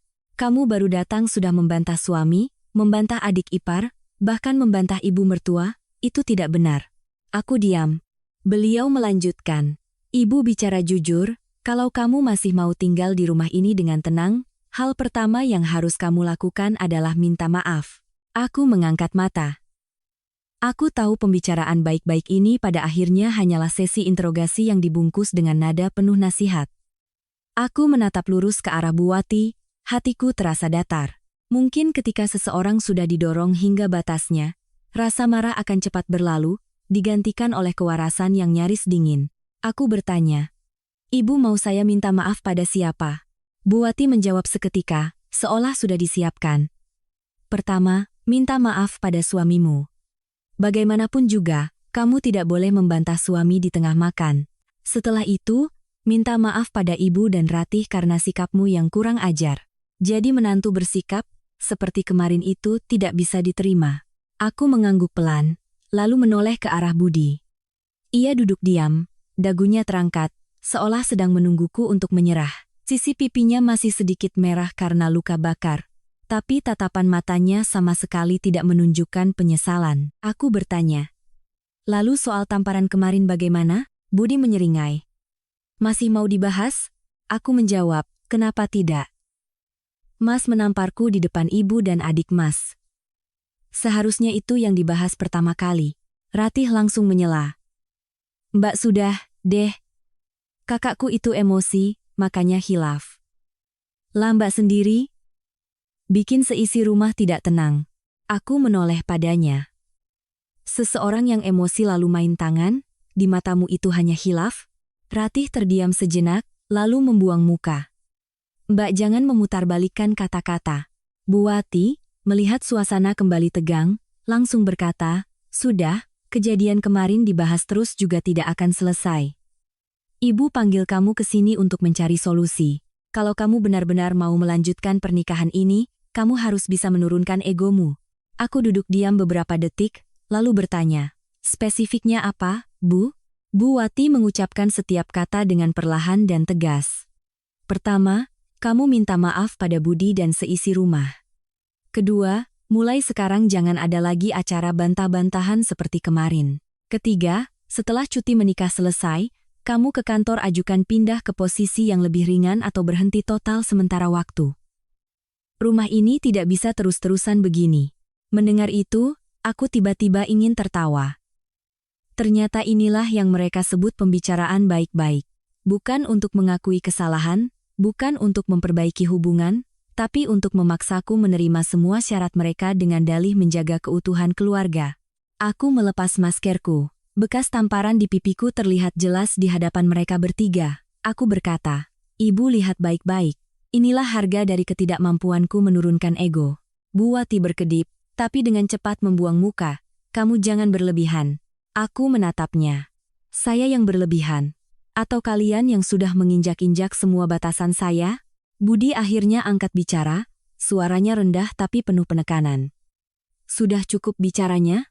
Aku menoleh padanya. "Belum. Aku masih mau bertanya satu hal. Siapa yang memberimu izin menelepon bosku untuk membicarakan pengunduran diriku?" Budi terdiam sejenak, sangat singkat tapi aku melihatnya. Ia menjawab, "Aku suamimu. Apa yang menurutku baik untuk keluarga, ya aku lakukan." Aku bertanya lagi, "Baik untuk keluarga, atau baik untuk mengendalikanku?" Suasana membeku. Bu Wati buru-buru menyela, "Kamu bicara apa-apaan? Suamimu itu peduli padamu, kenapa kamu curiga macam-macam?" Aku menatap lurus ke arahnya. Kalau benar-benar peduli, dia tidak akan diam-diam menelepon bos saya sebelum pernikahan. Ratih ternganga menatap Budi, mungkin baru saat itu ia tahu. Sementara Budi semakin muram. Ia menggebrak meja. "Sebenarnya kamu mau apa?" Aku menjawab seketika, tanpa perlu berpikir. "Aku ingin dihargai." Budi tertawa sinis. "Dihargai? Sikapmu seperti kemarin masih menuntut untuk dihargai?" Aku menjawab perlahan. "Penghargaan bukan sesuatu yang hanya diberikan pada orang yang mau menunduk." Kalimat itu membuat seisi meja hening. Aku menarik kursi dan berdiri. Bu Wati buru-buru bertanya, "Kamu mau kemana?" Aku berkata, "Saya rasa pembicaraan ini sudah cukup." Budi ikut berdiri. "Duduk, belum ada yang mengizinkanmu pergi." Aku menatapnya, suaraku tenang. "Mas salah. Sejak Mas mengangkat tangan untuk memukulku, Mas sudah tidak punya hak lagi untuk menentukan aku duduk atau berdiri, tinggal atau pergi." Selesai bicara, aku berbalik dan berjalan menuju tangga. Di belakangku, suara Bu Wati memanggil, suara Ratih menggerutu, dan suara Budi menendang kursi hingga jatuh ke lantai. Tapi aku tidak menoleh. Aku tahu jika aku ragu sedikit saja, mereka akan kembali mengerubungiku. Dan aku sudah memutuskan. Aku tidak akan tinggal di sini untuk menunggu tamparan kedua. Aku berjalan lurus ke kamar, menutup pintu tapi tidak langsung menguncinya. Tanganku masih kokoh, tapi jantungku berdebar kencang seolah mau meledak. Di lantai bawah, suara Budi semakin keras. Ia benar-benar kehilangan kendali. Aku paham perasaan itu. Seseorang yang terbiasa memaksa dan melihat orang lain patuh, akan sangat sulit menerima jika ada yang berani berdiri tegak di hadapannya. Aku kembali menatap koper di samping ranjang. Semua yang penting sudah kusiapkan sejak semalam. Pakaian, dokumen, uang tunai, pengisi daya ponsel, laptop, dan beberapa barang pribadi penting lainnya. Tinggal satu hal lagi, memutuskan waktu yang tepat untuk keluar dari rumah ini. Ponselku bergetar terus-menerus. Aku membukanya. 5 panggilan tak terjawab dari Budi, 2 pesan. "Turun sekarang. Jangan paksa aku." Aku membacanya, mematikan layar, lalu mengirim pesan singkat ke Dewi. "Aku pergi sekarang." Dewi menelepon hampir seketika. Aku menjawab, merendahkan suara. "Aku mau keluar dari rumah." Dewi langsung bertanya, "Sendirian? Perlu aku pesankan mobil online?" Aku menarik resleting koper, menjawab cepat. "Tolong pesankan. Jemput di ujung gang, sekitar 50 meter dari rumah." Aku tidak mau menunggu di depan pintu. Dewi tidak banyak bertanya. "Oke, 5 menit lagi mobilnya sampai. Sopirnya namanya Dodi, nomor polisinya aku kirim sekarang." Aku berkata pelan, "Oke." Lalu menutup telepon. Tepat saat itu, di luar pintu terdengar langkah kaki yang tergesa-gesa. Budi menggedor pintu dengan keras. "Anissa, buka."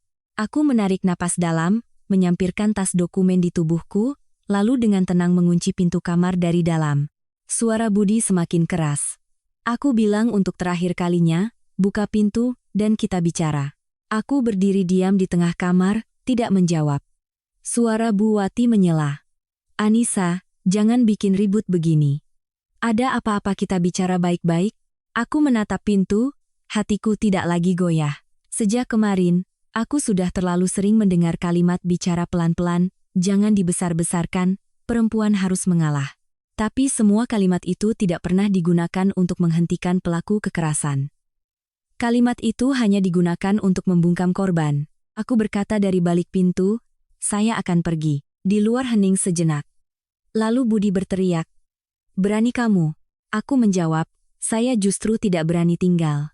Pintu digedor lebih keras, membuat daun pintu bergetar. Aku mundur selangkah, tanpa sadar menggenggam erat tali tasku. Budi menggeram. "Kalau kamu berani keluar dari rumah ini, jangan harap bisa kembali." Aku tertawa sinis, meski ia tidak bisa melihatnya. "Tenang saja, saya juga tidak berniat kembali." Kalimat itu seperti menyiram bensin ke api. Aku mendengar ia mengumpat, lalu suara Ratih yang melengking. "Mas Budi, dia cuma mengancam. Kalau berani, pergi saja sana." Bu Wati panik. "Sudah kalian berdua. Nanti didengar tetangga." Aku membuka ponsel, memeriksa pesan dari Dewi. Mobil sudah tiba. Aku melihat jam, lalu ke jendela. Kamar ini di lantai 2, balkonnya menghadap gang belakang. Tidak perlu mengambil risiko, hanya butuh mereka lengah sejenak. Aku menarik koper ke dekat pintu, menunggu beberapa detik. Di luar, suara pertengkaran mulai berpindah ke bawah tangga. Sepertinya Bu Wati sedang menarik Budi, turun karena takut ribut. Tepat saat itu, aku membuka kunci pintu dengan sangat pelan, mengintip dari celah kecil, koridor kosong. Aku tidak ragu lagi. Satu tangan menarik koper, satu tangan memegang tas. Aku berjalan cepat keluar, menutup pintu, lalu langsung menuju tangga di ujung koridor. Tangga ini menuju halaman belakang, jarang dipakai karena semua orang biasa lewat pintu depan. Setiap langkahku cepat tapi pasti. Sampai di halaman belakang, aku berhenti sejenak, mendengarkan. Keributan masih terdengar dari arah ruang tamu. Tidak ada yang sadar. Aku membuka gerbang kecil, menarik koper keluar ke gang belakang. Angin pagi menerpa wajahku, dingin tapi terasa begitu melegakan. Baru beberapa puluh detik keluar dari rumah itu, dadaku sudah tidak terasa sesak lagi. Aku berjalan memutar ke ujung gang. Sebuah mobil online berwarna putih sudah menunggu di sana. Sopirnya menurunkan kaca. "Mbak Anissa, ya?" Aku mengangguk. "Iya mas. Tolong buka bagasinya." Tepat saat aku memasukkan koper ke bagasi, ponselku berdering. "Budi." Aku melihat layar, tidak menjawab, hanya mematikannya. Lalu panggilan lagi. Dan lagi. Aku langsung memblokir nomornya saat itu juga. Duduk di kursi belakang, aku menoleh ke belakang, menatap gang kecil yang menuju ke rumah tempatku, menikah kurang dari 2 hari. Gerbangnya masih tenang. Dari luar, tidak ada yang tahu apa yang baru saja terjadi di dalamnya. Aku menarik maskerku lebih tinggi, menyandarkan kepala ke kursi, dan menghela napas perlahan. Mobil mulai berjalan. Aku tahu, sejak saat ini, aku bukan lagi pengantin baru di keluarga mereka. Aku hanyalah diriku sendiri. Seorang wanita yang sedang menyelamatkan dirinya dari kesalahan terbesar dalam hidupnya. Mobil meninggalkan gang kecil itu, bergabung dengan arus lalu lintas pagi hari. Aku duduk di kursi belakang, kedua tanganku masih dingin meski di luar sudah ada sinar matahari. Ponsel di sakuku terus bergetar. Meskipun sudah memblokir nomor Budi, beberapa panggilan dari nomor tak dikenal masuk. Aku tidak perlu menebak siapa itu. Keluarga itu tidak akan membiarkanku pergi begitu saja. Bukan karena mereka menyayangiku, tapi karena mereka tidak bisa menerima ada orang yang berani keluar dari skenario yang telah mereka susun. Aku membuka jendela mobil sedikit, angin masuk membawa aroma debu jalanan dan suara klakson yang familiar. Anehnya, aku merasa lebih nyaman dibandingkan saat berada di dalam rumah itu. Baru lebih dari sehari yang lalu, aku mengenakan gaun pengantin, tersenyum di depan kerabat, percaya bahwa aku sedang melangkah ke sebuah rumah yang hangat. Sekarang, aku duduk di mobil dengan koper di belakang, wajah masih menyembunyikan bekas tamparan, hati terluka tapi pikiran lebih jernih dari sebelumnya. Dewi mengirim pesan. Sudah sampai, kabari. Aku membalas, oke. Lalu aku ragu sejenak sebelum menambahkan, terima kasih, ya. Ia membalas hampir seketika. Jangan aneh-aneh, sampai sini dulu baru kita pikirkan. Aku menatap pesan itu, hidungku terasa perih. Terkadang, seseorang hanya butuh satu kalimat sederhana seperti itu, untuk tahu bahwa ia tidak sendirian di saat terburuk dalam hidupnya. Sekitar 20 menit kemudian, mobil tiba di kompleks apartemen tempat Dewi tinggal. Aku menurunkan koper, mendongak menatap balkon di lantai 12. Dewi sudah menunggu di lobi. Begitu melihatku, ia berlari menghampiri, dan tanpa banyak bertanya langsung memelukku. Aku sempat kaku sejenak, lalu perlahan membalas pelukannya.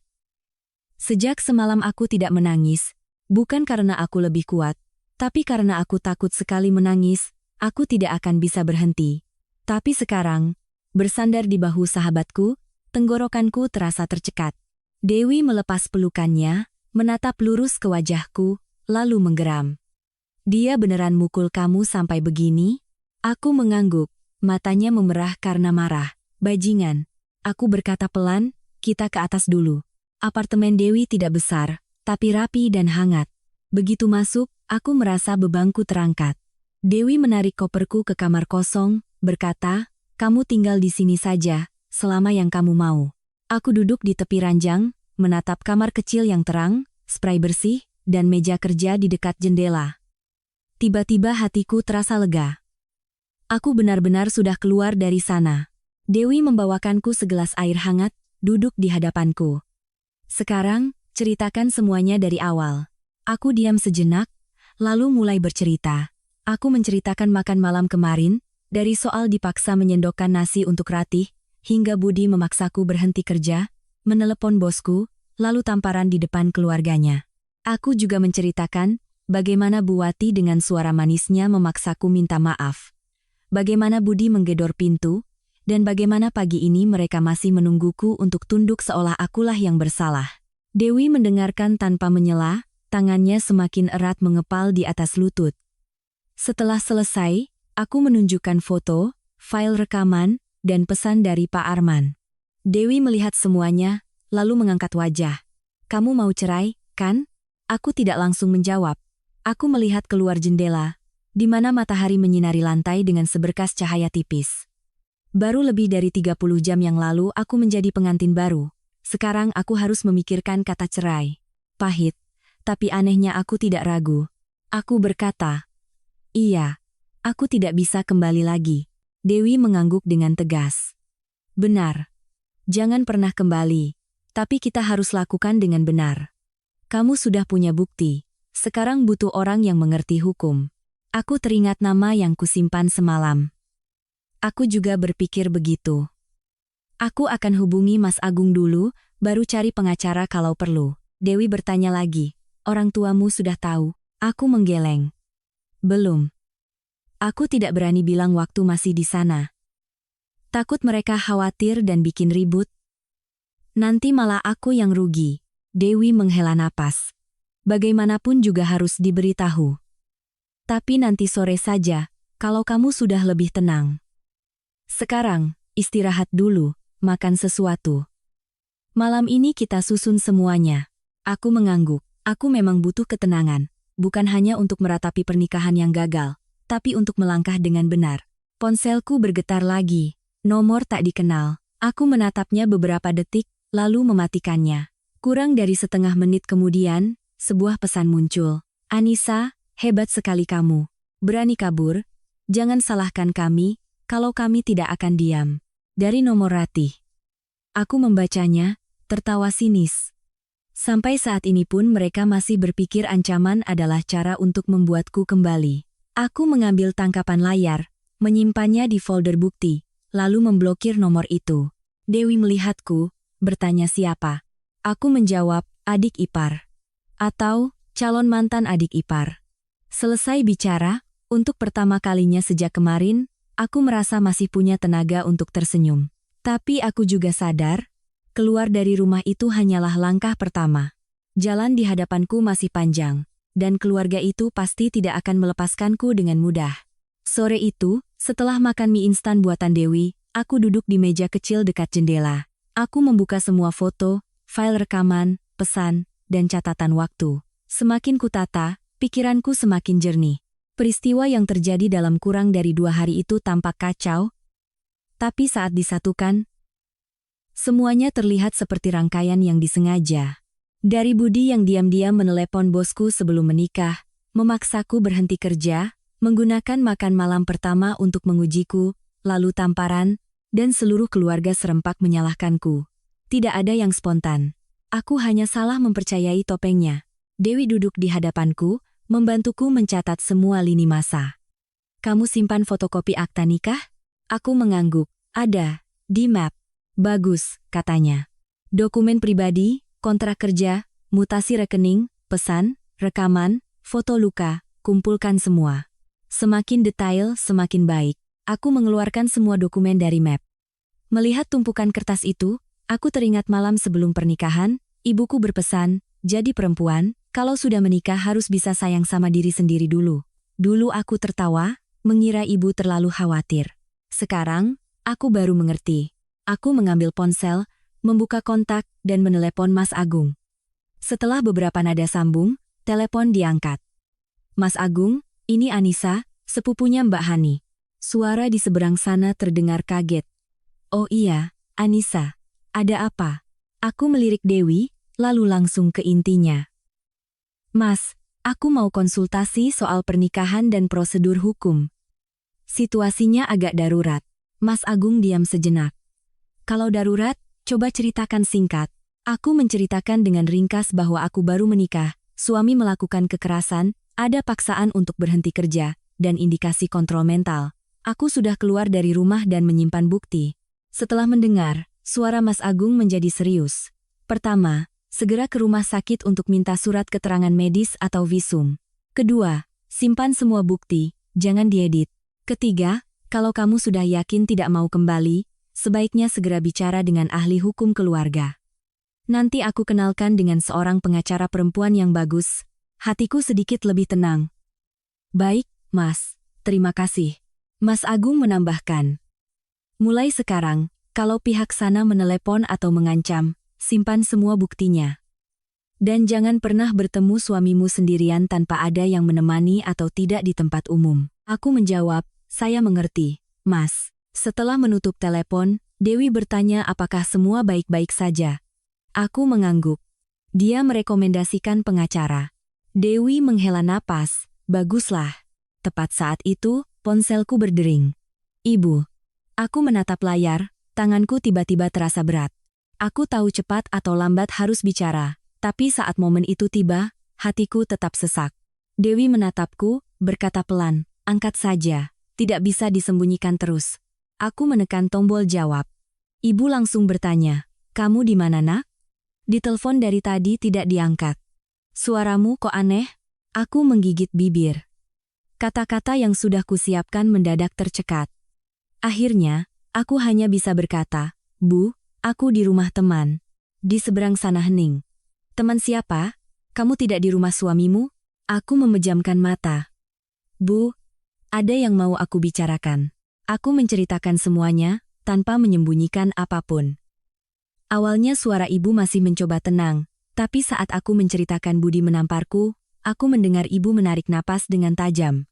Dari jauh, terdengar suara ayahku bertanya, dia memukul anak kita? Tenggorokanku terasa kaku, tapi aku tetap menjawab, iya, Pak.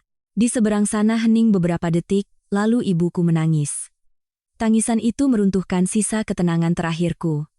Aku memalingkan wajah, mataku perih. Ayahku mengambil alih telepon, suaranya bergetar tapi berusaha tegar. Kamu jangan takut, nak, Bapak sama Ibu ke sana sekarang. Aku buru-buru berkata, jangan, Pak. Jangan ke rumah mereka. Aku sudah keluar dari sana. Aku di tempat yang aman. Aku akan selesaikan ini dengan benar, ada pengacara, ada bukti. Bapak sama ibu jangan ke sana karena emosi. Aku takut mereka bikin ribut lagi. Ayahku diam sejenak. Lalu berkata pelan. Baik, Bapak dengarkan kamu. Tapi ingat satu hal. Keluarga kita tidak takut siapa-siapa. Kamu tidak perlu menahan apapun lagi. Air mataku akhirnya jatuh. Setelah panggilan itu, aku duduk terdiam sangat lama.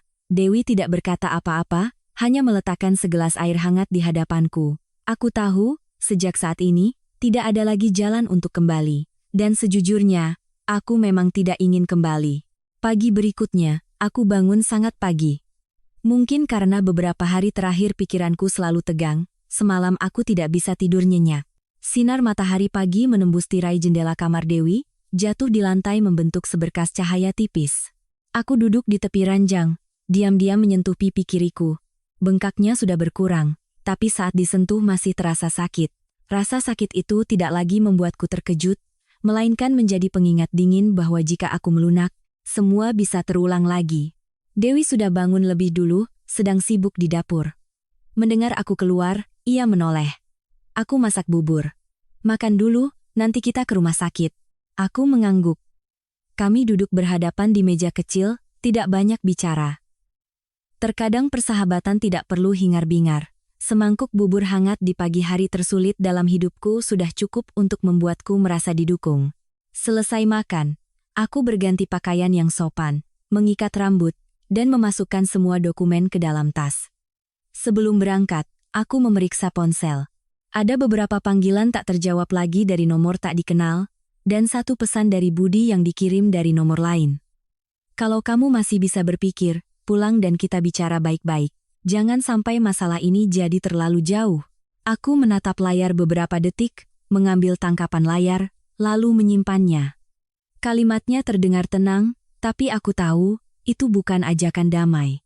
Itu adalah pesan dari seseorang yang masih percaya, ia punya hak untuk menentukan batasan orang lain. Rumah sakit pagi itu ramai. Aku duduk di ruang tunggu, memeluk erat map dokumen, tiba-tiba merasa sangat lelah. Baru beberapa hari yang lalu, aku sibuk memilih gaun pengantin, mengatur jadwal kunjungan keluarga, dan memikirkan bulan madu singkat yang belum sempat terlaksana. Sekarang, aku duduk di sini, menunggu giliran untuk meminta surat keterangan medis karena dipukul suami. Saat dokter bertanya penyebabnya, aku diam sejenak, lalu menjawab, ditampar suami. Mengucapkan kalimat itu di depan orang asing membuat hatiku bergetar, tapi anehnya, setelah itu aku merasa lebih lega. Karena mengatakan kebenaran adalah langkah pertama untuk berhenti membohongi diri sendiri. Setelah pemeriksaan, dokter memastikan ada luka memar di pipi kiriku akibat trauma benda tumpul, ada bengkak, dan perlu observasi lebih lanjut. Aku memegang surat keterangan itu, membaca setiap kata, hatiku terasa dingin. Semuanya sudah tercatat, terdokumentasi, dan terbukti. Mulai sekarang, tidak ada yang bisa dengan mudah mengubahnya menjadi sekadar khilaf. Keluar dari rumah sakit, aku mengirim pesan pada Mas Agung. Beberapa menit kemudian, ia mengirimkan nomor telepon seorang pengacara perempuan bernama Burina, dengan pesan, bilang saja direkomendasikan Mas Agung. Aku langsung menelepon. Di seberang sana, suara seorang wanita yang tenang dan jelas. Setelah mendengar penjelasanku, Burina menjadwalkan pertemuan sore itu juga di kantornya. Ia hanya berkata singkat, bahwa semua dokumen dan buktinya, jika benar seperti yang Anda ceritakan, lebih cepat ditangani lebih baik. Aku menjawab, baik, Bu. Saya mengerti. Setelah menutup telepon, aku berdiri lama di depan gerbang rumah sakit. Arus manusia terus berlalu lalang, masing-masing dengan ceritanya sendiri. Ceritaku, yang beberapa hari lalu adalah sebuah pernikahan meriah, kini berubah menjadi berkas medis dan janji temu dengan pengacara. Begitu cepat hingga rasanya seperti mimpi buruk. Dewi berdiri di sampingku, bertanya pelan, "Kamu oke?" Aku melihat surat di tanganku, lalu berkata, "Oke." Setidaknya sekarang aku tahu apa yang kulakukan sudah benar. Sorenya, kami tiba di kantor Burina. Tempatnya tidak besar, tapi rapi dan tenang. Aku duduk di hadapannya, mengeluarkan semua yang ada di dalam map, foto luka, file rekaman, pesan-pesan, surat keterangan dokter, dan bahkan pesan dari bosku yang mengonfirmasi telepon dari Budi. Burina memeriksanya dengan sangat teliti, sesekali bertanya singkat untuk memastikan urutan kejadian. Akhirnya, ia meletakkan berkas itu dan menatap lurus ke arahku. Anda sudah melakukan hal yang sangat tepat dengan segera pergi dari sana. Jika sebuah pernikahan baru dimulai dengan kekerasan dan paksaan seperti ini, mencoba kembali hanya akan meningkatkan level kontrol dari pihaknya. Aku duduk diam mendengarkan, hatiku tenang. Beliau melanjutkan. Jika Anda sudah yakin ingin mengakhirinya, kita akan siapkan gugatan cerai. Yang terpenting, jangan goyah hanya karena permintaan maaf yang terlambat atau tekanan dari pihak sana. Aku bertanya, bagaimana kemungkinan mereka membuat keributan? Misalnya datang ke rumah orang tua saya atau ke kantor? Bu Rina menjawab cepat, itu justru akan semakin baik untuk posisi Anda, selama Anda tetap menyimpan buktinya. Mulai sekarang, jangan temui mereka sendirian. Komunikasi cukup lewat telepon, pesan, atau melalui kuasa hukum. Aku mengangguk. Saat keluar dari kantor pengacara, hari sudah sore. Angin jalanan terasa panas dan berdebu, tapi pikiranku terasa jernih. Bukan karena semuanya sudah selesai, tapi karena untuk pertama kalinya sejak ditampar, aku tidak lagi merasa terombang-ambing. Aku sudah punya arah, punya bukti, punya penasihat hukum, dan punya sahabat serta orang tua di belakangku. Kalau keluarga itu masih berpikir aku akan kembali untuk menjadi istri yang penurut, mereka sudah salah. Sejak saat aku melangkah masuk ke mobil yang membawaku pergi. 3 minggu kemudian, surat gugatan cerai resmi diajukan. Aku duduk di kantor Bu Rina, melihat berkas yang semakin tebal setiap harinya, rasanya seperti melihat kembali badai yang baru saja menerpa hidupku. Foto luka, surat keterangan medis, file rekaman makan malam itu, pesan ancaman dari Ratih, pesan paksaan dari Budi, dan bukti percakapan dengan bosku. Semuanya tersusun, bukan lagi sekadar kejadian acak, melainkan gambaran yang sangat jelas tentang sebuah pernikahan yang salah sejak awal. Keluarga Budi tidak tinggal diam. Awalnya, Budi terus menelepon dari nomor tak dikenal. Saat aku tidak menjawab, ia mengirim pesan. Aku emosi, makanya hilaf, jangan dibesar-besarkan. Masalah keluarga diselesaikan di dalam. Saat aku tetap diam, nadanya berubah menjadi kesal. Kamu pikir dengan rekaman dan foto itu kamu bisa seenaknya? Kalau kamu yang bikin masalah ini jadi jauh, jangan salahkan aku. Aku membaca semuanya, mengambil tangkapan layar, menyimpannya. Pernah sekali Bu Wati menelepon ibuku, dengan nada menangis menceritakan bahwa aku kurang ajar, kabur dari rumah, membuat putranya terluka, dan sekarang mau bercerai untuk mencoreng nama baik keluarga mereka. Tapi ibuku hanya menjawab satu kalimat, anak saya dipukul, dia berhak pergi. Lalu telepon ditutup. Untuk pertama kalinya dalam hidupku, aku mengerti arti kata sandaran. Sesi mediasi diadakan tidak lama setelah itu. Aku datang bersama Bu Rina. Budi datang bersama Bu Wati. Ratih tidak ikut, tapi aura permusuhan keluarga mereka masih sangat kental. Budi menatapku terus-menerus, dengan tatapan marah dan tidak terima. Mungkin ia tidak habis pikir mengapa wanita yang dulu dengan lembut mengangguk di pelaminan, sekarang bisa duduk di hadapannya dengan punggung tegak dan tatapan dingin. Mediator bertanya apakah aku bersedia untuk rujuk. Aku menjawab dengan sangat jelas. Tidak. Mereka menanyakan alasannya. Aku menjawab, karena saya tidak bisa terus hidup dengan seseorang yang menggunakan kekerasan dan keluarga yang menganggap paksaan serta kontrol adalah hal yang wajar. Budi langsung membantah, saya hanya hilaf sekali. Dia yang kabur, memperbesar masalah, menyimpan rekaman dan foto seolah sudah direncanakan. Aku menatapnya. Untuk pertama kalinya, aku tidak lagi merasa sakit, hanya merasa lucu. Aku bertanya, kalau hari itu saya tidak menyimpan bukti, apakah sekarang Mas akan mengaku telah menampar saya? Budi terdiam. Bu Rina meletakkan pemutar suara di atas meja.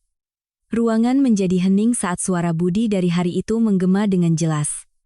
Aku bilang untuk terakhir kalinya. Ambilkan sup. Lalu suara tamparan. Suara Ratih yang berkata, rasain. Suara Bu Wati yang menyuruhku untuk mengalah.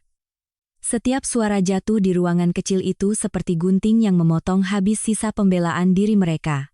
Setelah sesi itu, semuanya menjadi lebih mudah. Prosedur terus berjalan. Keluarga Budi tidak lagi berani menekan dengan cara lama, tapi masih mencoba mengulur-ulur waktu. Aku tidak terburu-buru. Aku kembali bekerja. Pak Arman menepati janjinya, tidak membiarkan siapapun mengganggu pekerjaanku. Dewi masih menyisakan kamar kecil yang terang itu untukku. Orang tuaku menelepon setiap hari. Tidak mendesak, tidak mengeluh, hanya rutin mengingatkanku untuk makan dan menjaga kesehatan. Beberapa bulan kemudian, putusan akhir keluar. Aku melangkah keluar dari pengadilan, memegang surat putusan di tangan, mendongak menatap langit biru pucat di akhir musim. Angin berhembus sangat lembut. Bekas bengkak di pipiku sudah lama hilang. Tapi aku tahu ada sesuatu yang lebih penting dari sekadar luka yang sembuh, yaitu aku berhasil mempertahankan diriku sendiri. Aku tidak bisa menyelamatkan pernikahan itu, tapi aku berhasil menyelamatkan hidupku agar tidak hancur di dalamnya. Setelah itu, aku kembali fokus pada pekerjaanku. Aku menyewa sebuah apartemen kecil di dekat kantor. Setiap akhir pekan, aku pulang makan bersama orang tuaku, sesekali menonton film dengan Dewi, dan mulai belajar lagi cara hidup dengan tenang tanpa perlu melihat raut wajah siapapun. Aku tidak lagi buta mempercayai janji-janji indah.